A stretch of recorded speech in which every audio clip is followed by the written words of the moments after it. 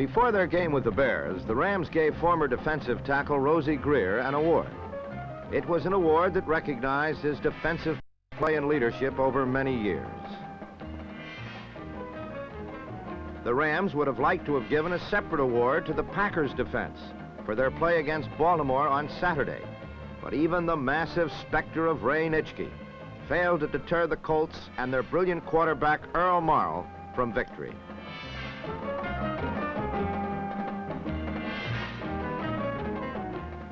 Morrall and the Baltimore defense combined to humble the proud Packers 16-3. And like last year, it seemed a championship in the Coastal Division would not be decided until the final game. But nobody told the Bears. The Bears were discounted by the preseason forecasts, sympathized with when they lost their starting quarterback, buried when Gale Sayers was injured. But nobody told the Bears.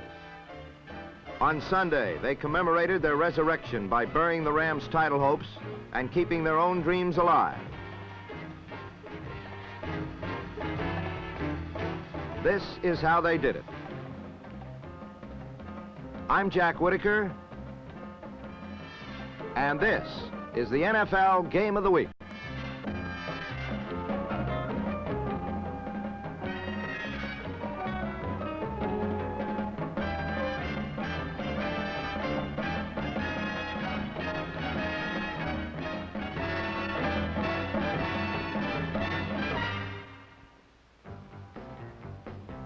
From the opening kickoff to the final gun, this Sunday war was waged with the weapon that separates the NFL from any other brand of football: defense.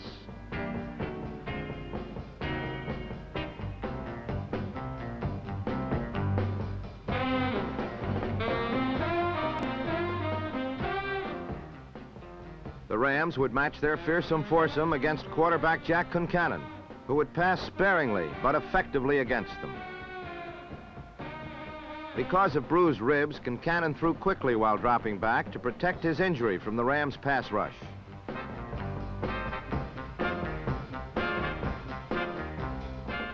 Because their outside speed was shorn by the loss of Sayers, the Bears' setbacks, and in particular Brian Piccolo, number 41, attacked Los Angeles from tackle to tackle. On 3 straight determined runs by Piccolo, the Bears reached the Rams' 30. From there, Concannon lofted a pass to split end Bob Wallace.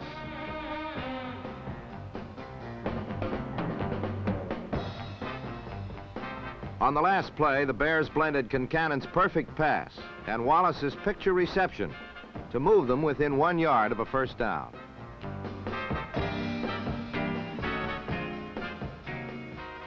Piccolo sliced through the Rams' right side to pick up the first down, as each yard became more grudging. With 2nd and 10, Concannon scrambled up the middle for 5 yards.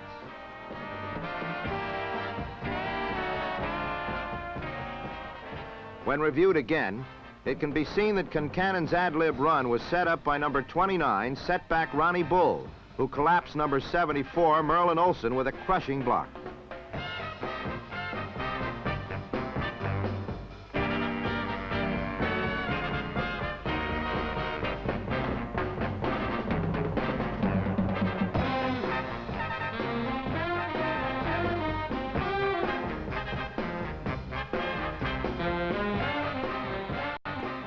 When Concannon's 3rd down pass to Cecil Turner was barely overthrown, the Bears brought on Mac Percival, who booted them into a 3-0 lead. It was to be the only scoring in the first period. Through the first quarter and into the second, the Rams' offense could not sustain a drive. Their first hint of a drive came on a pass to Billy Truax, but it was disallowed by a penalty. The Bears' defense didn't allow much either.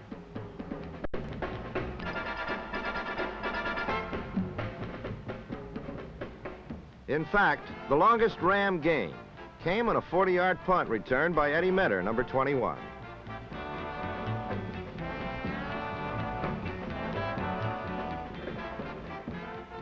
But his effort was wasted as the Bears' mauling defense continued to deny Los Angeles any forward movement.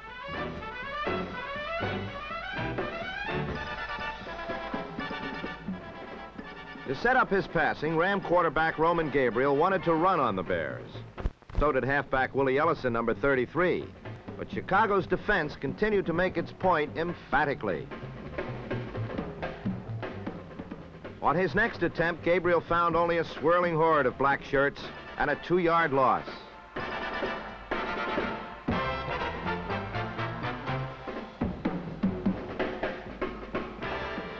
So Gabriel was forced to pass. Jack Snow had beaten his man, but Gabriel's perfect pass trickled off his usually sure fingers.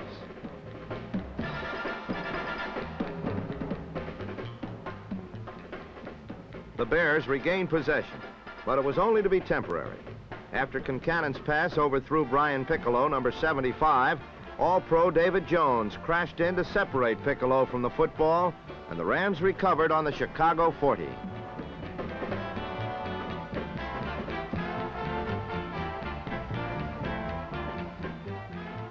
Gabriel tried to convert this gift into points, but his bomb to Billy Truax was too long.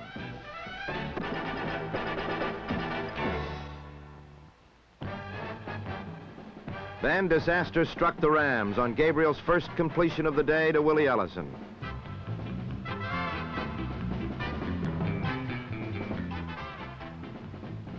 On that last pass to Ellison, Gabriel was blitzed and blindsided by number 53, Jim Purnell.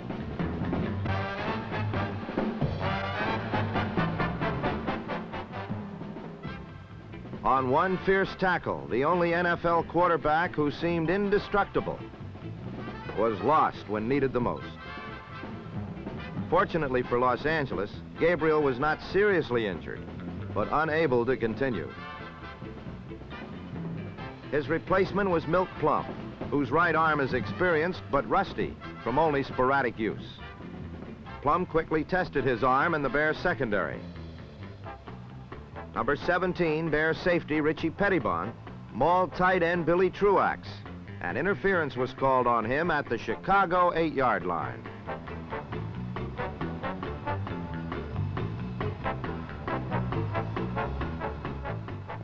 Plum then sent freewheeling Willie Ellison to the 1 on a run that combined good blocking and second effort by Ellison. On that last play, we can see that the Bears' defensive line took a fatal half step to the left in an effort to confuse the Rams' blocking. But all it did was set up blocking angles for the Los Angeles line, who blasted a path for the hard-running Ellison.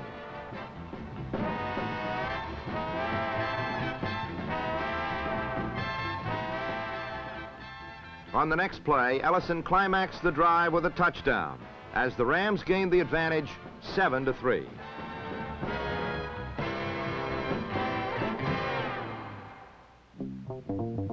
However, the Bears never lost their composure, and on the ensuing kickoff, Clarence Childs, with a smart assist from number 51, Dick Butkus, raced 88 yards to the Ram 1.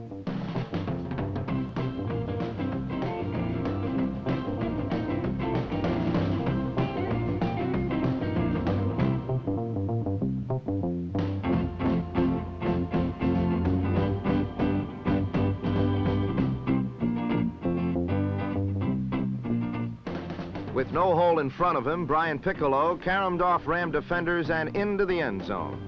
The Bears reclaimed a slim 10-7 lead.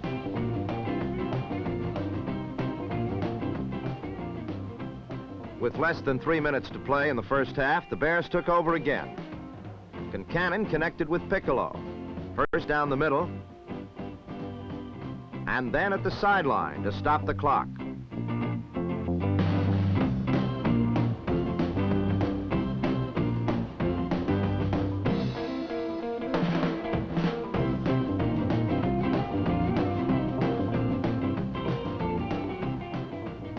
When Piccolo could manage only 3 up the middle, Concannon wisely used the sideline again with a pass to Dick Gordon.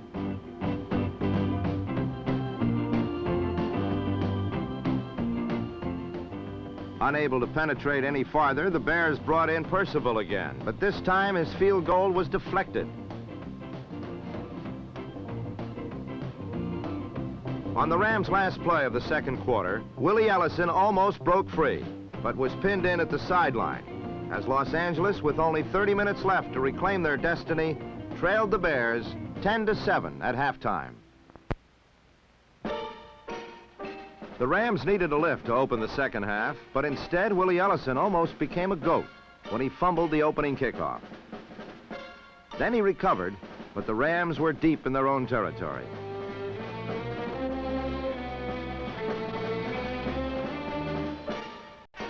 Ellison atoned for his sins on the next two plays, however. Willie has been doing most of the running for the Rams in the past few weeks, and the second-year man from Texas Southern picked up 50 yards today and another 40 on 4 receptions.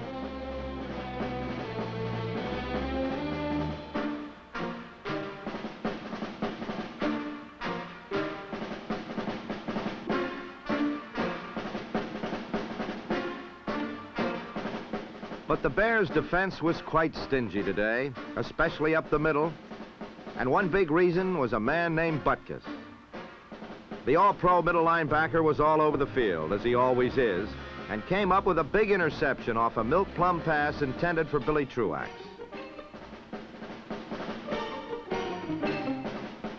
Jack Concannon would now try to dent the formidable Fearsome Foursome and Company, and he would do it with short passes from a rollout formation, something which all 3 Bear quarterbacks have been able to do, and do well, in 1968.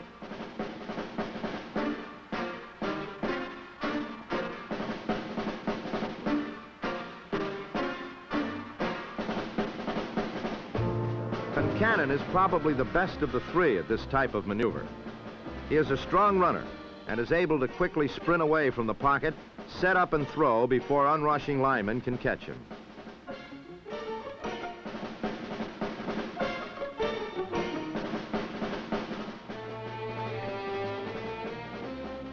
Calling his 3rd successive rollout, Concannon this time kept the ball and rolled into the end zone for the touchdown.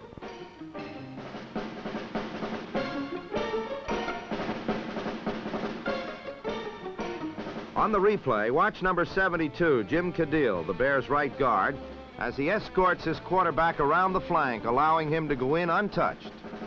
Bears 17, Rams 7.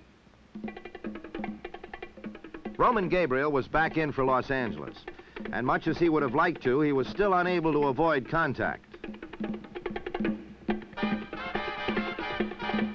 Gabriel is far from fragile, however, and on the last play, he was able to complete his pass to Ellison, good for a first down.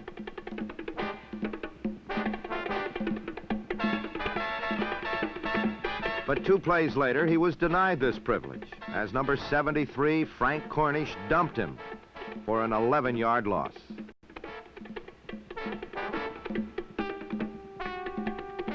Again, the Bears would get to Gabriel, whose lack of protection was a big factor in their lackluster performance thus far.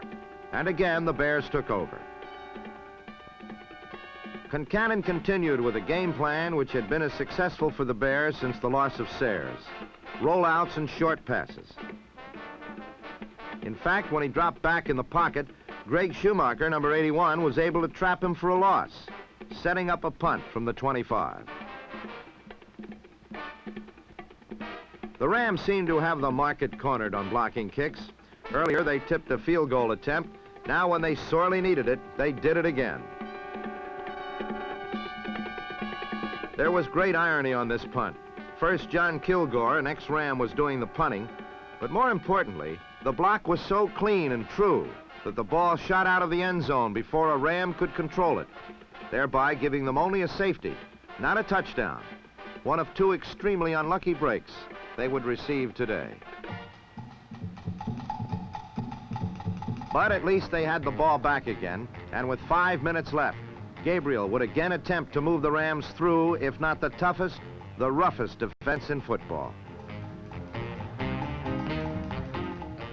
Due to the duly passed defense, ball control was the answer.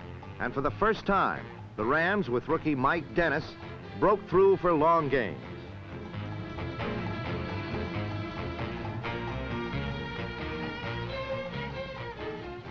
On the last play, only a great tackle by Rosie Taylor prevented a much longer gain by Dennis.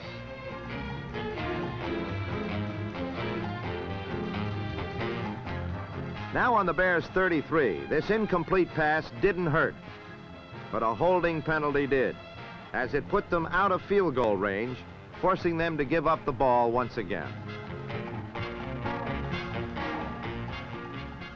Concannon wanted to control the ball, to use up as much time as possible. But against the fearsome foursome, this is always hard to do. Bull and Piccolo were able to gain a creditable 60 yards apiece. But the main thrust would have to be either on his own scramble or through the air. And number 11 succeeded in marching slowly but surely into Rams territory with this strategy.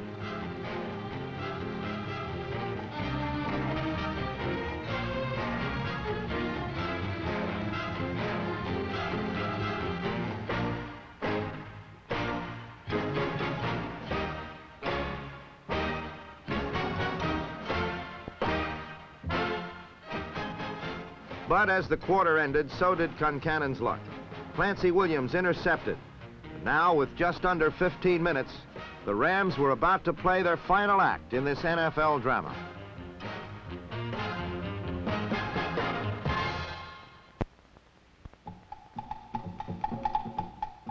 Down by 8, the Rams needed a quick score, and Gabriel decided to do it through the air.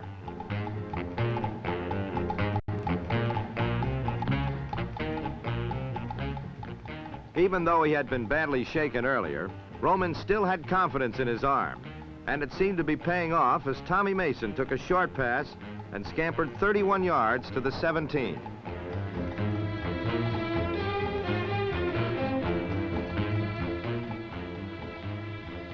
Then the injury-prone Mason danced around right end for 8 more.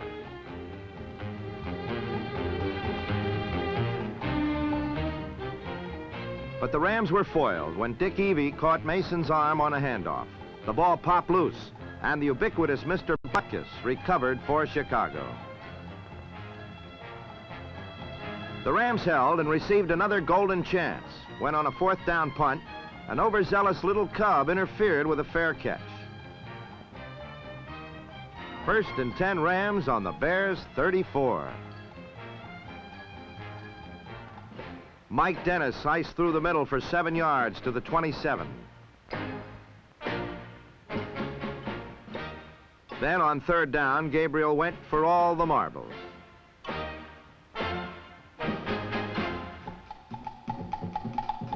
But overthrew Casey in the end zone. With a 4th and 3 due to the incompletion, Bruce Gossett attempted a 34-yard field goal. But the usually accurate place kicker was wide, and Los Angeles was running out of opportunities. But the Rams have had one thing going for them. They have a defense that has kept them alive in games when their offense has failed to produce, and especially in the late stages of a game. A defense that has given them chance after chance to come back from the brink of defeat. Today, this was again apparent. For the 2nd time, they blocked a Bears punt and took over deep in Bears territory.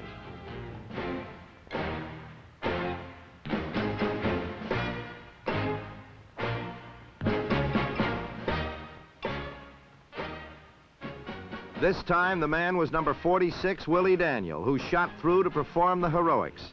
And this time, the Rams would be rewarded with 7 points instead of 2.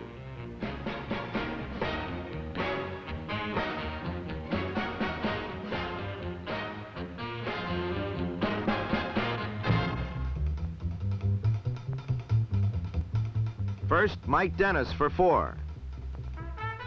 Gabriel to Wendell Tucker for 9, down to the 3-yard line.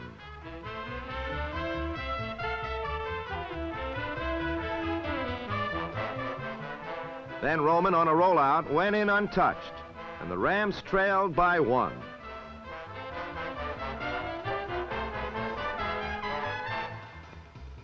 On the play, Gabriel could thank number 65, Tom Mack, who took out 2 Bears on the play, which enabled him to score easily. Bears 17, Rams 16, with under 3 minutes to play.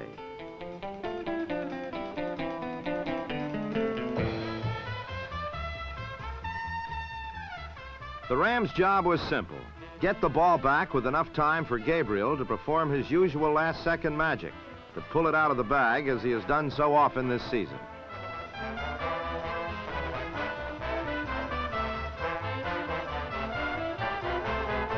On a repeat of the kickoff, we can see that the Rams bomb squad thought they had done just that.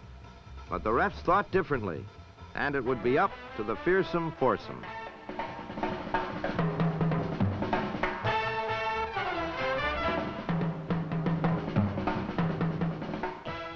The foursome did their thing.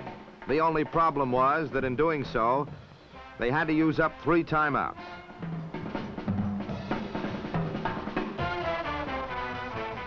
When the Rams would get the ball back, they would have 1 minute to score. 1 minute in which destiny, at least for 1968, stared them right in the face. Hollywood couldn't have invented a better script for the final minute of this game, and Gabriel resembled a Hollywood hero as he valiantly led his team upfield. For a second, it looked like a rookie receiver named Hal Jackson would be the hero. But Joe Taylor broke up Gabriel's bomb.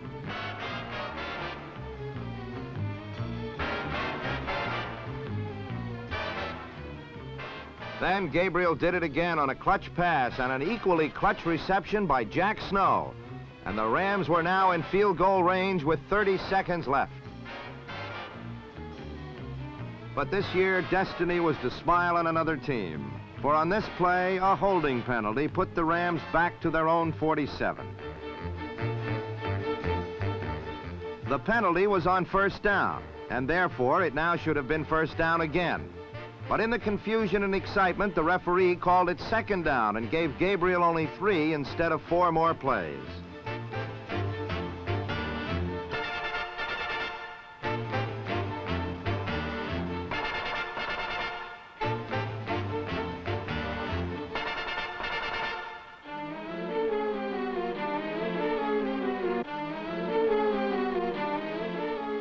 All 3 went for naught as the Dooley defense, using 6 defensive backs, paid off in denying any further gains.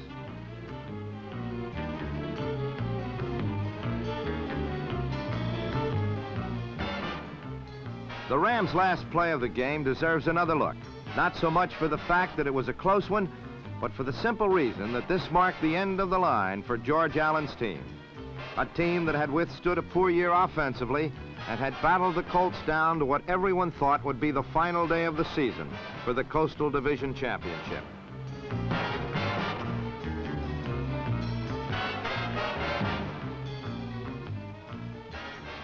But for Los Angeles in 1968, the season ended 1 week earlier than everyone thought, because nobody told the Bears.